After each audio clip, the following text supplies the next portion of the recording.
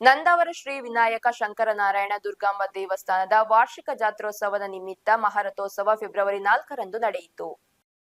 ಬುಧವಾರ ಬೆಳಗ್ಗೆ ನವಗ್ರಹ ಸಹಿತ ಶಿವಸಹಸ್ರನಾಮ ಹೋಮ, ಮಧ್ಯಾಹ್ನ ಮಹಾಪೂಜೆ, ದೇವರ ರಥಾರೋಹಣ, ಅನ್ನ ಸಂತರ್ಪಣೆ, ಸಂಜೆ ಭಜನ ಸಂಕೀರ್ತನೆ, ಗೊಂಬೆ ಕುಣಿತ, ಮಹಾರಥೋತ್ಸವ ನಡೆಯಿತು. ಈ ವೇಳೆ ಅತ್ಯಾಕರ್ಷಕ ಸುಡುಮದ್ದು ಪ್ರದರ್ಶನ ಬಳಿಕ ದೇವರ ಬಲಿ ಉತ್ಸವ ನಡೆಯಿತು.